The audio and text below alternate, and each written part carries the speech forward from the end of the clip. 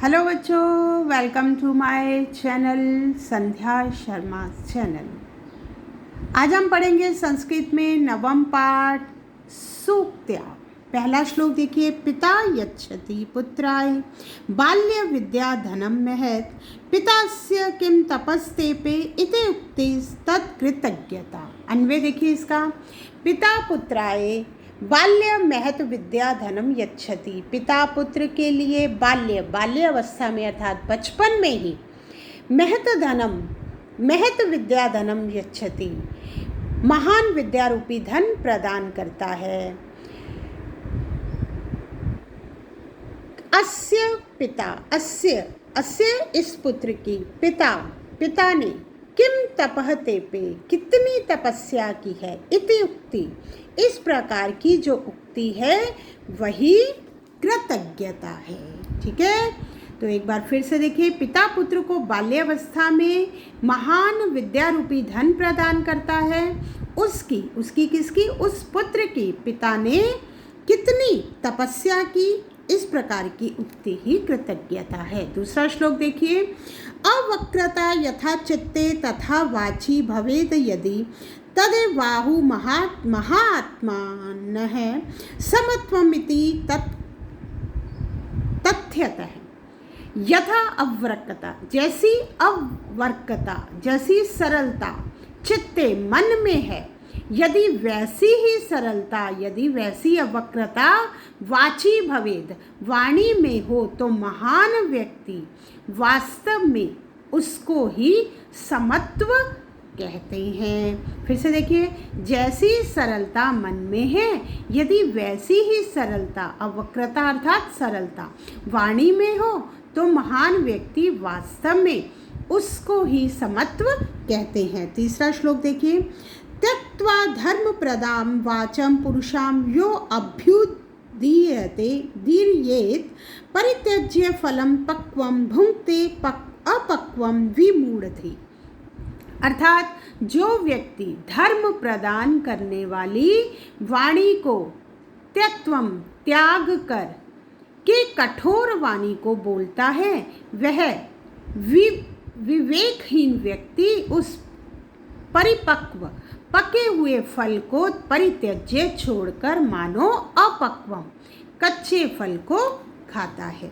जो व्यक्ति धर्म प्रदान करने वाली वाणी को त्याग कर कठोर वाणी बोलता है, वह विवेकहीन व्यक्ति पके हुए फल को छोड़कर मानो कच्चे फल को ही खाता है।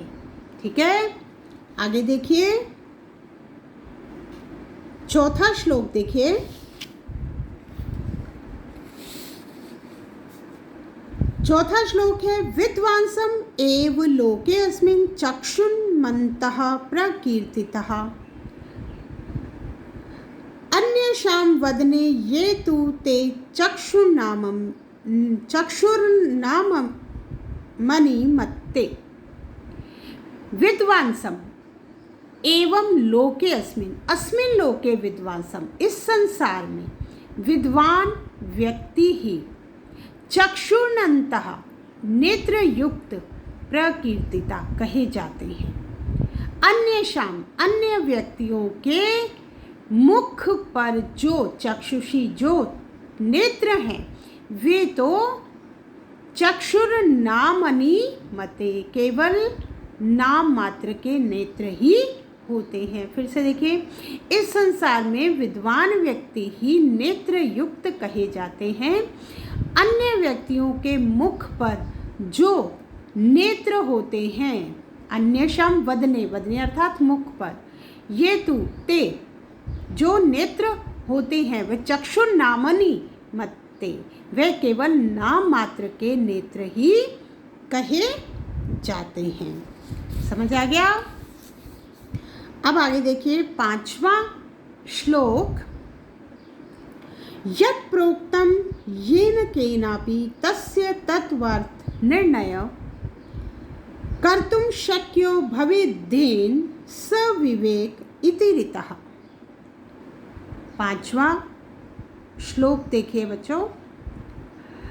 येन केनापि यत् प्रोक्तम, जिस किसी के द्वारा भी यत प्रोक्तम, प्रोक्तम कहा गया है, यत जो, जिस किसी, ये न के, जिस किसके द्वारा ही जो ये कहा गया है, तस्य उसके, तत्व अर्थ निर्णय, उसके वास्तविक अर्थ का निर्णय ये न कर तुम, जिसके द्वारा किया जा सके, वह विवेक कहा जाता है।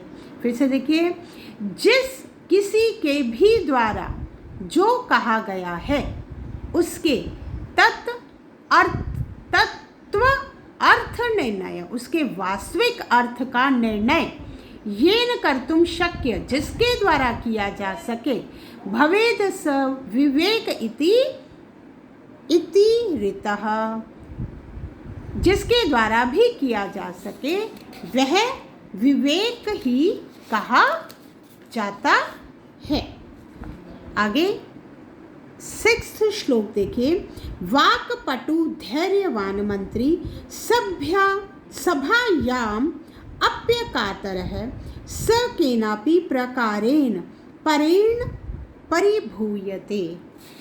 अर्थात जहाँ स आता है वहाँ यह आता ही है। तो यह मंत्री, जो मंत्री वाक्पटु, बोलने में पटु, चतुर, धैर्यवान, सभायाम अकातर, और सब धैर्यशील हो और सभा में अकातर, कातर होता है अकातर, निर्भीक होता है, सपरे केनापि प्रकारे न परिभूयते, वह परई शत्रुओं के द्वारा किसी भी प्रकार से न परिभूयते, पराजित नहीं होता। तो जो मंत्री बोलने में चतुर, धैर्यवान, सभा में निर्भीक होता है, वह परई शत्रुओं के द्वारा केनापि किसी भी प्रकार से न परिभूयते, पराजित नहीं होता। फिर से देखिए, जो मंत्री बोलने में चतुर, धैर्यशील तथा सभा में निर्भीक होता है, वह शत्रुओं के द्वारा किसी भी प्रकार से पराजित नहीं होता। अगला देखिए श्लोक, यह इत्यात्मनः श्रेय प्रभूतानि सुखानि च न कुर्याद् हितं कर्म स परेभे कदापि च। यह आत्मन है, जहाँ यह आत्मन है श्रेया प्रभूतानि, जो आत्मन है स्वयं का श्रेया कल्याण, और प्रभूतानि सुखानि च इच्छति, और बहुत अधिक प्रभुतानि बहुत अधिक सुख चाहता है, स परेभ्य, वह दूसरों के लिए भी अहितम कर्म कदापि न कुर्यात्, कभी भी अहित कर्म कभी भी ना करे। फिर से देखिए, जो व्यक्ति स्वयं का कल्याण और प्रभुतानि सुखानि च इच्छति, बहुत अधिक सुख चाहता है, वह सपरेभे अहितम कर्मम कदापि न कुर्यात्, वह परेभे दूसरों के लिए अहित कर्म कभी भी न करे।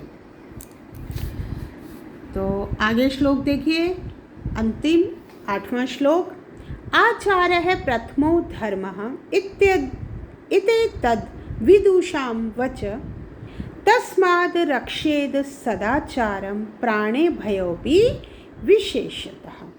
आचारः प्रथम धर्मः, आचार सदाचार, प्रथम धर्मः प्रथम धर्म है, इति एतद् विदुषां वच, इति यही विदुषां वच है, विद्वानों का वचन है अर्थात कथन है। तस्मात् इसलिए प्राणेभ्यपि सदाचारम विशेषतः रक्षेत, अपने प्राणों से भी बढ़कर सदाचार की विशेषतः रक्षेत, विशेष प्रकार से रक्षा करें। फिर से देखिए, सदाचार प्रथम धर्म है, ये विद्वानों का कथन है, तो इसलिए अपने प्राणों से भी बढ़कर सदाचार की विशेष रक्षा करें। तो आपको ये श्लोक मैंने करा दिए, इसका अन्वय और इसका अर्थ भी आपको स्क्रीन पर दिखाई दे रहा होगा। तो उसी प्रकार से आप इसे अपनी संस्कृत के रजिस्टर में लिख लीजिएगा, ठीक है। और अच्छे से काम करके आप मुझे मेरे व्हाट्सएप नंबर पे सेंड कर देना, ठीक है बच्चों। धन्यवाद।